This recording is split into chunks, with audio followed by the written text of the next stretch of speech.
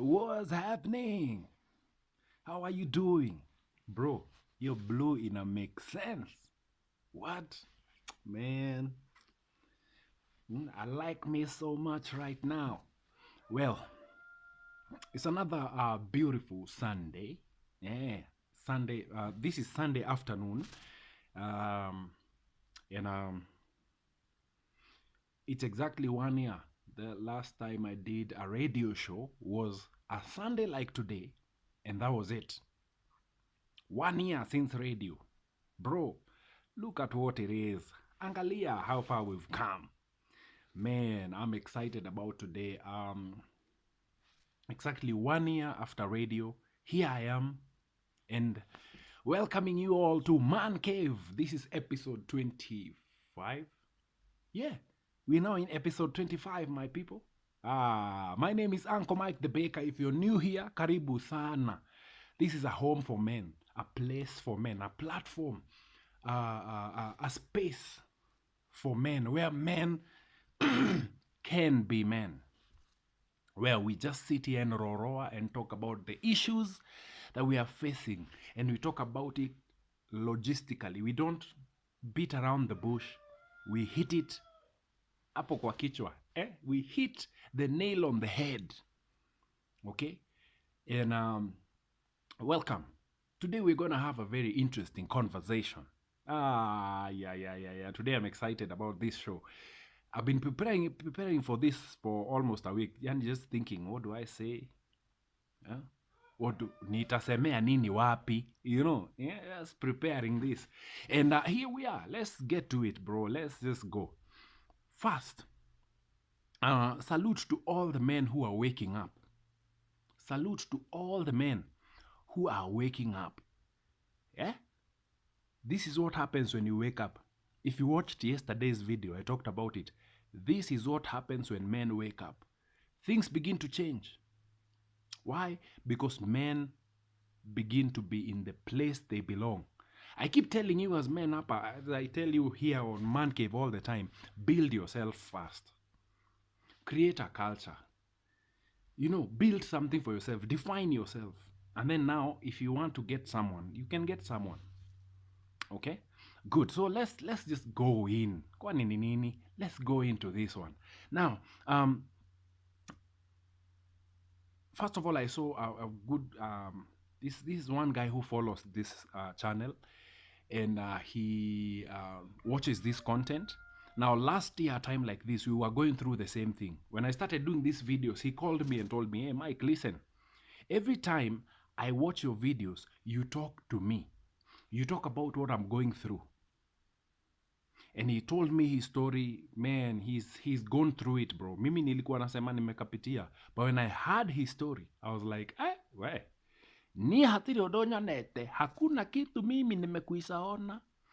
Now, this guy went through it. And I'm so glad that, over time, you see the good thing about this, about when a man goes through character development, when a man goes through heartbreak, when a woman walks away, the good thing about it is, for a man, we hurt for a little while. Kidogo tu, and then we heal. And we just enjoy our lives. Now, this guy was at a concert earlier this week or last week, and he was just enjoying himself. And I had a conversation with him, I think it was yesterday. I was telling him, "Hey, bro, I saw you at Kirk Franklin's concert, bro. Yeah, that was good stuff." And he told me, "Hey, listen, yeah, I'm enjoying my life. I'm living my life. I chose me." And listen, gentlemen, when you choose you at first, you feel guilty. Oh, you feel guilty because that's not what you're used to. That's not how you're used. That's not how you've been brought up. You've been brought up putting other people first. You've been brought up putting the woman first. Tulimbiwa. You better put the woman first. Tulimbiwa nyimbo. We are supposed to put her first, And you come last. Sacrifice your life for the one you love. Bullshit. Listen, at first when you choose you and you start doing things for yourself, it feels you inakuanganaka guilt. You feel a little bit of guilt because that's not what you've been brought up to do. Even people around you will tell you, "Hey, that's not how we do it as men." No, but listen, keep going at it. Last year, the best gift I gave myself was a motorcycle. It was on my birthday. I was turning 36, and I decided, you know what? Let me choose me. My marriage wasn't working. I was going through it. And 1 month before my birthday, I went to this guy and I told him, hey, listen, bro, nimekuwa nikikwambia nataka motorbike. Naitaka saa hii. Ni how much? Ndio hii do. I gave him cash, what he told me. I gave him, what is it? The agreement of sale. He signed it. I got my witnesses. He got his witnesses. Signed. And the deal was sealed. Evo. And I bought me a motorbike. It's something that I'd always wanted for a long time.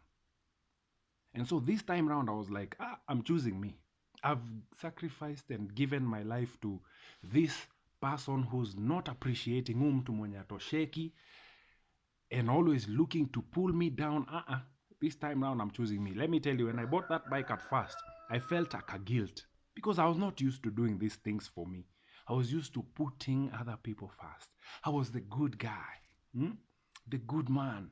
Take care of your family, love them, provide for them, protect them. Wewe ukufe, wewe kuwa, but they live well. Hapana. The day I chose me, I started feeling, it wasn't all nice. I was feeling guilty here and there, bro. And that guilt took a while until it hit me. Hey, bro, I'm the most important person in my life. And I continued to choose me. Started off with the bike. I went all out. Listen, gentlemen, when you choose you, go all out. Go all out. Don't hold back nothing, bro. You only live once. Live well. Go all out. And this guy went out and, so for me, I bought a bike and life continued. Today, I'm enjoying the services from the bike. Imeniangusha. Oh, don't think it's been all juicy and rosy. But guess what? After imeniangusha kwa highway, good one. Ooh-wee, huge one. I was doing a crazy speed again. See, mimi naenda mbio, ni bike iko na mbio, bro. So relax. So I was doing a speed and then this guy akatokea anataka ku overtake. He threw me off the highway. Nikaanguka chini vizuri. Nilianguka chini until now. I'm sure there is a mark hapo pali nilianguka. Palijichora kamutu. Na hako kamutu. But listen, I still saw that same bike that iliniangusha still brought me home. Hata kama imevunjika. I still sat on it. It was broken sideways like this, but I still rode it home. Fixed the bike. Back on the road again the next day. But I went all out. And I'm happy I chose me. I'm happy I chose me. And guess what? Today I see the results. I see the fruits. I'm happy. I'm peaceful. I wake up every morning thinking about me. I told you yesterday in yesterday's video. If you haven't watched it, go watch it. I said yesterday, the best gift I received a year ago was the gift of freedom. Even from moving from radio to this platform, where I could now speak venye I feel. Bila CAK. When I was in radio, there are things I couldn't say. That was a year ago. Now, I can say whatever I want and put it here. Whoever wants to watch can watch. And I put it and I go hard. Why? Because this is my platform. I left that platform that is regulated, that is now becoming obsolete. When was the last time you listened to radio? You kaa chini ukasema leo I want to listen to radio. Ukafungulia kutoka 6 a.m. hadi saa zile ulilala jioni. People only select, I want to listen to this show. And even on radio, when you're listening to that show, you only listen to it kidogo. You're like, the only time they have good conversations is between 8 and 9. So I'll tune in at 8 and listen to the whole thing. I'm not saying radio is bad. I'm just saying times have changed. So anyway, nilikuwa naongea kuhusu beste yangu. I don't know where this radio thing came from. Now, I saw him and he went out. He's having fun. He did a live video, posted it on his social media. I was talking to him yesterday. Telling, hey bro, I see you are now living your life. He told me, yeah man, I'm having fun. And I told him, go all out. As long as you're doing it for you, when you choose you, go all out. You may feel guilty at first, but as you keep going, you begin to value the man you are. You begin to see value in yourself. Now you will not allow anybody in your life You not just pick up anyone from the street and bring them into your life because you know, Mimi, I'm not that. I'm not going to deal with you. You begin to value yourself. You begin to value your time. You begin to value the man you are. And that is so beautiful, bro. When I see that, I'm looking at men building and becoming, understanding who they are, bro. And that makes me happy. I'm also seeing other people fuck up their lives. I told you about the guy 2 weeks ago who fucked up his life, signed his life away to a woman, did a wedding. And today that guy is crying. I told you about the other one last year, put me in his WhatsApp wedding planning group. I knew the chick from the streets. I knew the chick, the kind of chick she was. And I was like, I'm not even giving money for this bullshit. I'm out. That guy got offended like this. Saizi, he now watches these videos because now he understands. Everything I try to tell him, akaona, you just hate women. I hate women. Look at you now. Gentlemen, you have to choose you. I was telling some other guys earlier this week. Uzuri me, I just sit down with people. And everything I say here, I say to people to their face. So I told these guys, these are young guys. I've known them because tulikuwa tunaimba nao kwa kwaya. They've been faithful, they've been serving God. I told them, listen, gentlemen, I know you right now mnapigwa pressure muoe, but there is nothing you're coming to. You haven't built yourself. You have no culture. Hakuna kitu umejijengea unaweza sema hii iko na jina yangu. When a woman comes in, she will submit to. No, you're just getting married because of pressure. Hakuna kitu uko nayo. Then this woman will come and sit on your ass so hard. You will hate your life. And I told them utakuwa mnashindaga church kutoka asubuhi hadi jioni. Not because you love the Lord, but because you're running away from the pain you brought yourself in the house. I told them straight to their face. That's what it is, bro. Saizi heri tu nikwambie ukweli. Hakuna kitu unakimbilia. I told this guy, I'm glad that men, when I sit down and I start telling them, I told them, hey, listen, I made a mistake. I left you guys thinking that I found the right thing huku kwa streets. Bro, nilimari mtu akaniumiza. And I told them straight to their face. The only thing a woman can give you that you can't give yourself is her pussy. That's what you're committing and signing off your life to because of pussy that you are not even going to want. Utaikula mara moja mbili and then all of a sudden you'll be like,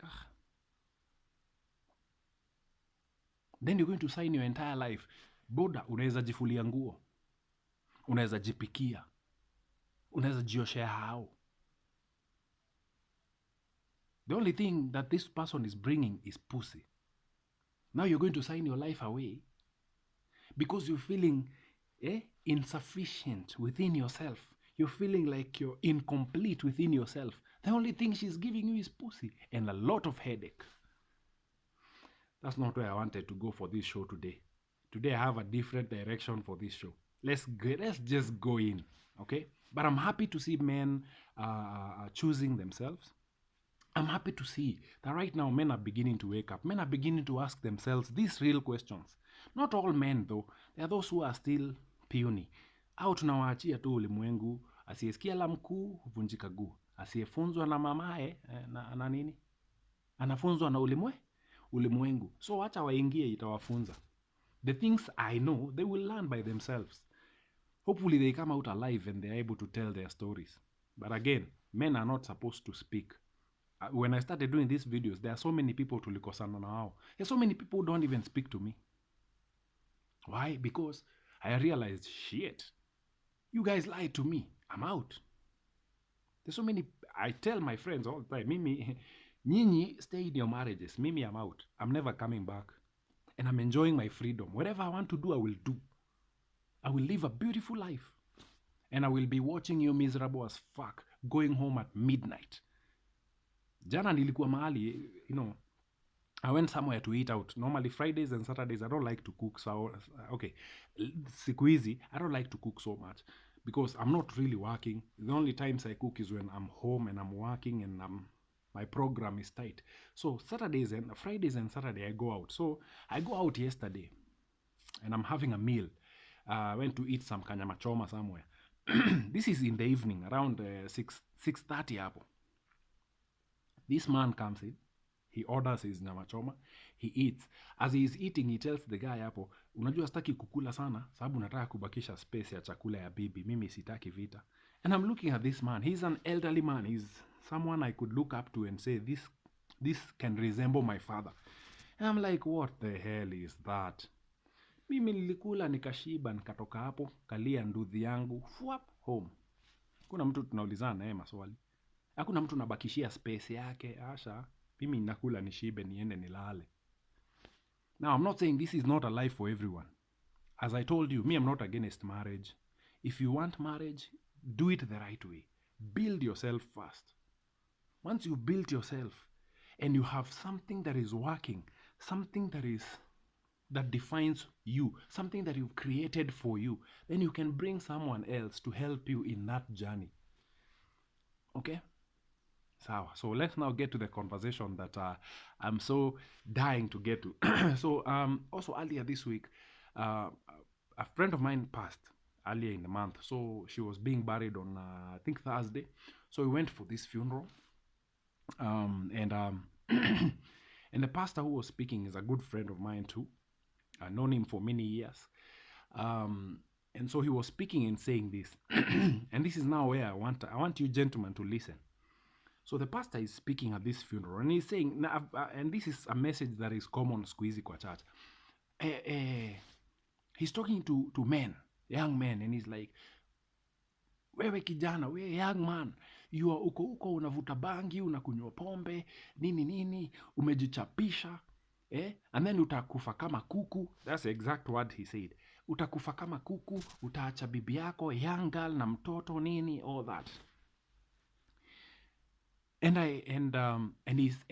what he was trying to bring out is, instead of kuishi hiyo maisha, be a nice guy, take care of your family, wachana na hizo vitu zote, raha zote, take care of your family. And that, my friend, is where now the church has disconnected from reality. Because the reality on the ground is, Mr. Man of God, the reality on the ground is that good, nice guy who's taking care of his family. Guess what's happening in 2022? His wife is leaving him for that drunkard guy you're talking about. Huyo mwenye unasema atakufa kama kuku. The man who's diligent, taking care of his family, praying with his wife. Wife yake anaenda kukuliwa huko nje. That is the reality on the ground. And that is where now the church is disconnecting from reality. There is a popular message that has been trending this week by Bishop T.D. Jakes. And the sermon is called Men Pour In. Now, this sermon, there is a clip that has been trending on TikTok. And the clip is saying, we have trained our women to be men. Oh, women went hard on that one. Ooh, what?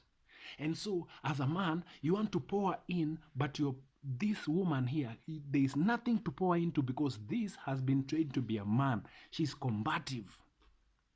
You can't pour into her. And I'm not saying pouring ni kunjotika. He's saying pouring in, pouring your life in. And he gave this scripture of how a man should love like Christ loved the church, that he gave.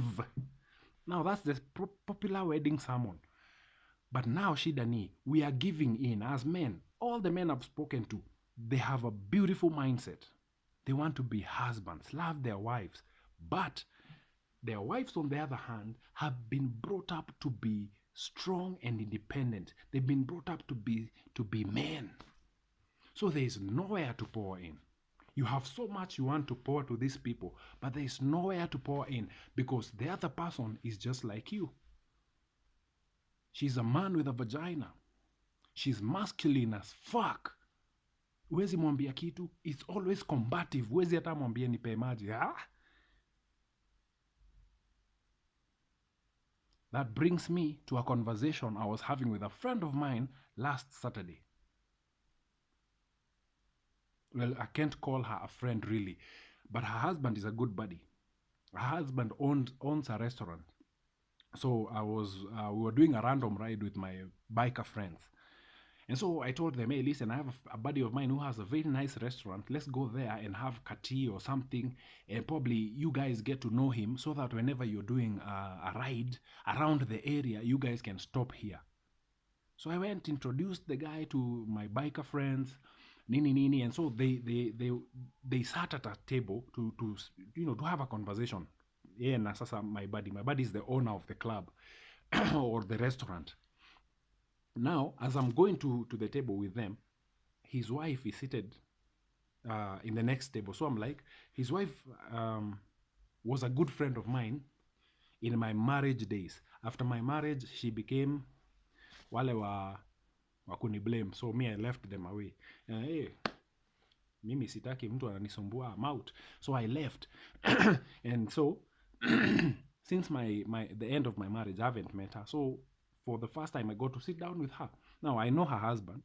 He's a buddy. We talk. I mean, men, we converse. We talk about things. Now this is a guy who came at me zileza. I've told you this before. When my marriage ended, I told him, I went to him and I told him, hey bro, listen, I was faithful, I did everything right, and look at me now. And then he told me, hey, listen, wewe, mimi nimekacheza, mi life yangu iko hivyo, mimi siwezi, yeye ni ule msee. Yeah? He has a wife. He has a beautiful family, by the way, but yeye hukacheza. He's yeah. Point yangu sio hiyo. Point yangu ni this chick started telling me about how her husband has been cheating on her, nini, giving me this whole story, sob story. And as we are having the conversation, so she's telling me, oh, since like 2020, my husband has been cheating. He's been seeing this other chick on the side, nini, all that nonsense that I didn't really care about. But the best part came as we were having that conversation. So we are talking, nini, I'm asking her, hey, listen, so what do you want to do? Because now you've known what has been happening. What do you want to do? So as I'm asking her these questions, in the next table, now my buddies are seated over there. Now we are here. On this other table, some chicks came. Now as we're having conversation, so I turned to, it's an open place. So nikageuka as they were coming in from the car to sit down. There's this one chick who struck me as she was walking like this. I'm like, that chick looks good. But I didn't say, I just kept it inside. So we are having, so tuko hapa tunaongea. Now they are seated on the next table. She's looking at me. Me, I'm seated this way. I can see them right there. So she laughed. The kachika I noticed as they were coming to sit. And so I'm having a conversation with this one, and as I'm asking her questions, she heard the laugh behind her. So she's like, shit, that's her. I'm like, what do you mean? Yeah, that's the chick. That's the chick my husband has been having a thing with. So I turned to now look at her good. And I was like, damn, she hot. She can get it. I'm like, yeah. Why? She's feminine. You are combative. You're a man. You're so masculine. Even if, kama mimi tu nilimnotice akikuja, if I was your husband, I would go for her straight up. Hata siwezi fikiria. Now I told her in a different way. Unajua saa ni dem mwezi mpea straight up. So I told her, hey, listen, you need to sit down with your husband and her. When I saw her, I was like, you need to sit down with your husband. You need to sit down with him and her hapo. So that akuambie if she's taking her as the second wife.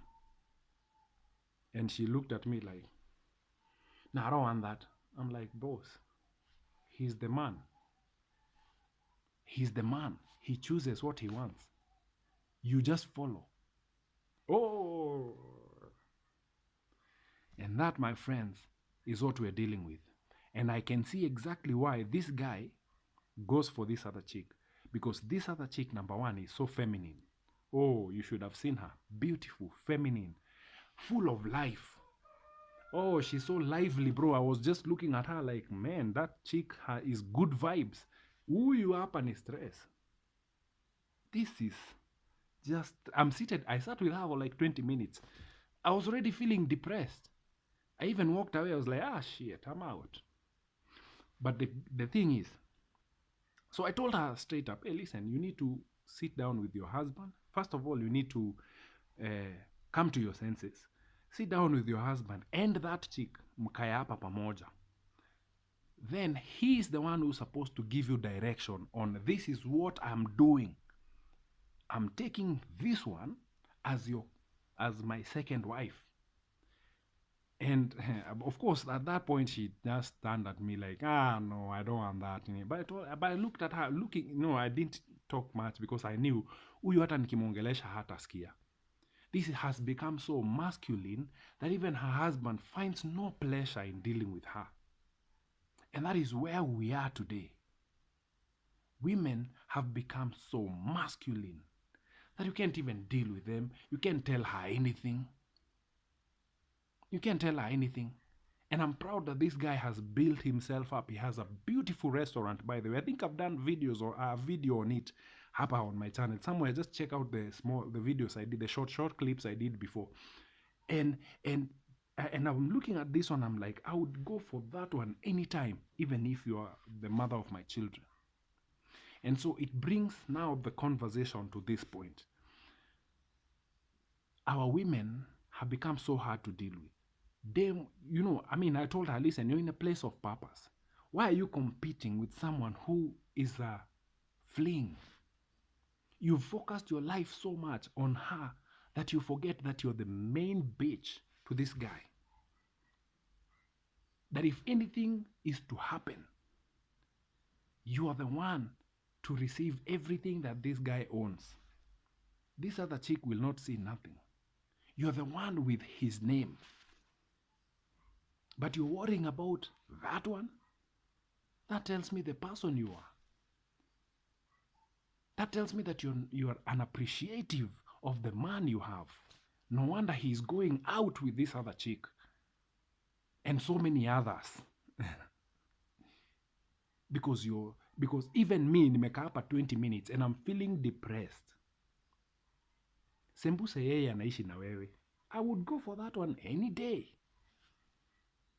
And so, to just flip the conversation, to finish the conversation, I told him, listen, you're so consumed with this.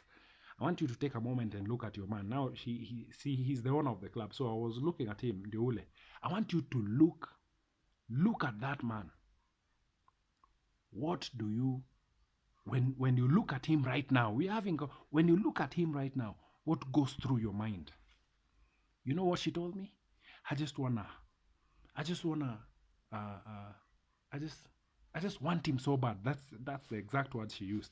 I just want him so bad. Again, that answered another question. And that brought another point that I've been speaking to you gentlemen about. To always have an abundance mindset when dealing with women. Always have an abundance mindset. Always go, bro, hii mambo ya kukua, my wife and I, she's the only one. No, hiyo ni uchinga. Have an abundance